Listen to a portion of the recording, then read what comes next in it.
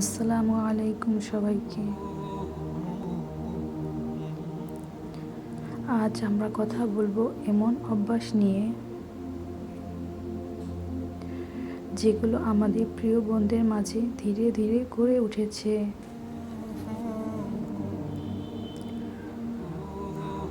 হে প্রিয় বোন, আজ আমি কোনো কঠিন কথা বলতে আসিনি। আজ আমি তোমার সামনে কিছু আয়না তুলতে এসেছি, যেন তুমি নিজেকে দেখতে পারো তুমি কোথায় দাঁড়িয়ে আছো। আর সেই আয়নাগুলো হয়তো তোমার চোখে পানি ফেলতে পারে, কিন্তু বিশ্বাস করো, এই কাঁদিয়ে তোলা কথাগুলো একদিন তোমাকে জান্নাতের পথে নিয়ে যাবে ইনশাআল্লাহ। এক পর্দার প্রতি উদাসীনতা, এটি চুপচাপ ধ্বংস। আজ অনেক বোন পর্দা করে, কিন্তু সেই পর্দা যেন শুধু ফ্যাশনের নাম মাত্র।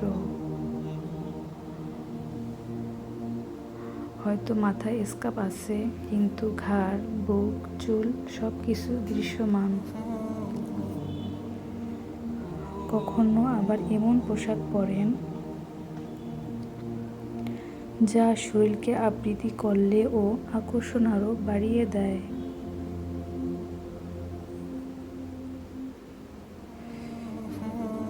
আল্লাহ কি শুধু কাপড় চেয়েছেন? না, তিনি চেয়েছেন হৃদয়ের পর্দা, লজ্জার পর্দা, তাকওয়ার পর্দা। হে বোন, তুমি কি জানো, পর্দা করাটা কেবল একটি চয়েস নয়,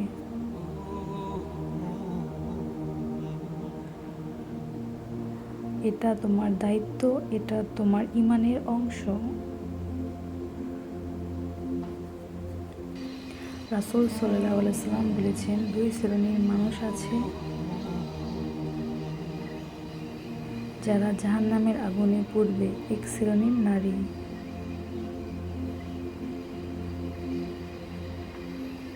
যারা কাপড় পরে ও নগ্ন থাকবে। দুই, সোশ্যাল মিডিয়ার ফাঁদ, তুমি যা দেখাও তা চিরদিন থাকবে। আজ ফেসবুক, ইনস্টাগ্রাম, টিকটক এসব যেন একটি দুনিয়ার নাম, যেখানে জনপ্রিয়তা হচ্ছে সফলতা। ছবি আপলোড হচ্ছে, ভিডিও আসছে, আধুনিক মেকআপ, ফিল্টার, মডার্ন পোশাক। হে বোন, তুমি কি জানো, তুমি হয়তো ছবি ডিলিট করে দিলে, কিন্তু স্ক্রিনশটটা নিয়ে কেউ হয়তো সারা জীবন ব্যবহার করবে। আজ অনেক বোন ফেসবুক, ইনস্টাগ্রামে নিজের ছবি পোস্ট করেছেন। হয়তো তারা জানেন না তাদের সেই ছবি অন্য কেউ খারাপ উদ্দেশ্যে ব্যবহার করছে।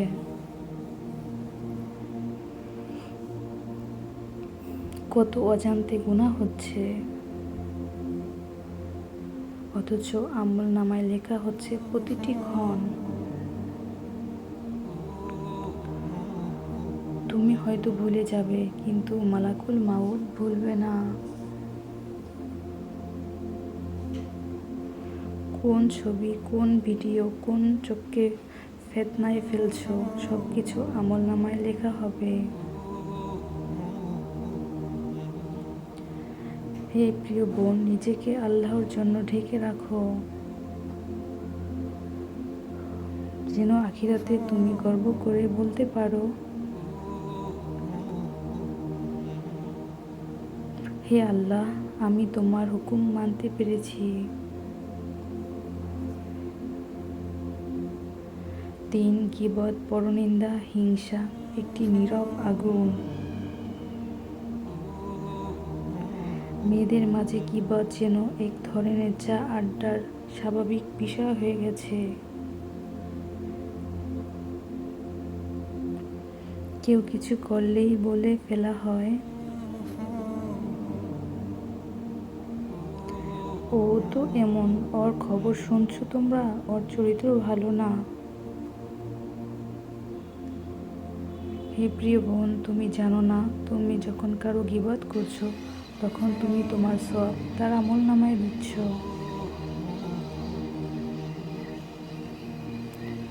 গীবত এর কারণে তুমি তোমার নামাজ, রোজা, সদকা সবকিছু তাকে দিয়ে দিচ্ছ।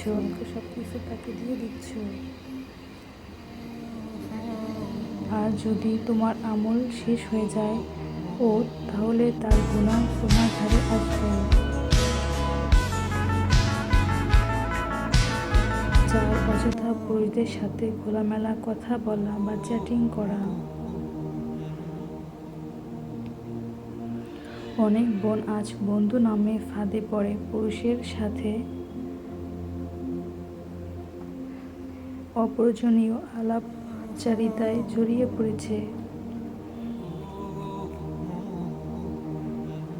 হে বোন, আপনি জানেন কি, শয়তান এইভাবে ধীরে ধীরে জিনা ও গুনার পথে নিয়ে যায়।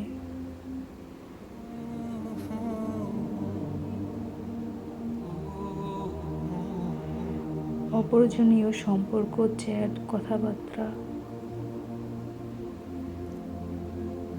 সে তো আমার ফ্রেন্ড, আমরা জাস্ট কথা বলি। না বোন, ইসলাম জাস্ট এই কথাগুলোকে স্বীকৃতি দেয় না।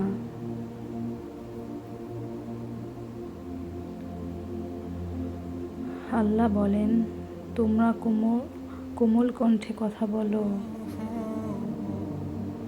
যাতে যার অন্তরে বিধি আছে সে লালায়িত না হয়। একটি হাদিস, একটি ইমোজি, একটি গুড নাইট।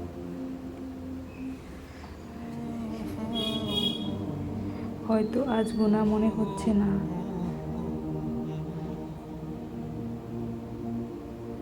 কিন্তু জান্নাতের রাস্তা থেকে দূরে সরিয়ে দিচ্ছে তোমাকে। 5. নামাজে অবহেলা, আল্লাহর ডাকে সাড়া না দেয়া। আমাদের মা বোনেরা হয়তো অনেক সময় নামাজ পড়ে না, বলে সময় পায় না।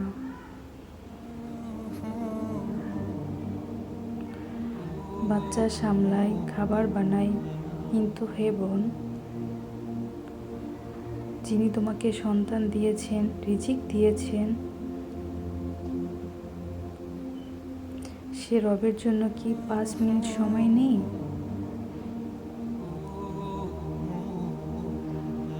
নামাজ না পড়া শুধু একটি ভুল নয়, এটা বড় ভয়ঙ্কর বিপদ।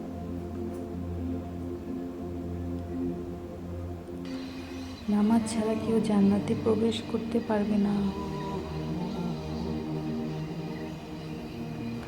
রাসূল সাল্লাল্লাহু আলাইহি ওয়াসাল্লাম বলেছেন, নামাজ ত্যাগকারী কাফেরের মতো। নামাজ তো ঈমানের চাবিকাঠি। 6. কুরআন ও ইলম থেকে দূরে সরে যাওয়া।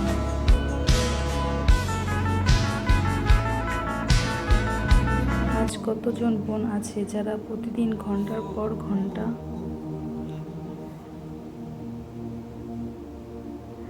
সোশ্যাল মিডিয়ায় কাটায়, কিন্তু কোরআনের একটি আয়াত মুখস্থ করে না, বোঝার চেষ্টাও করে না।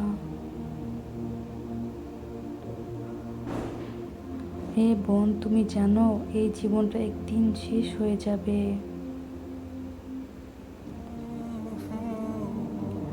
আল্লাহর কথা যদি তোমার হৃদয়ে না থাকে তাহলে সেখানে কে বাস করে বলো?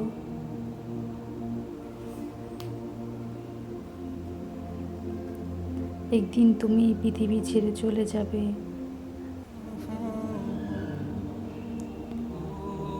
কেউ তোমার মেকআপের কথা মনেও রাখবে না।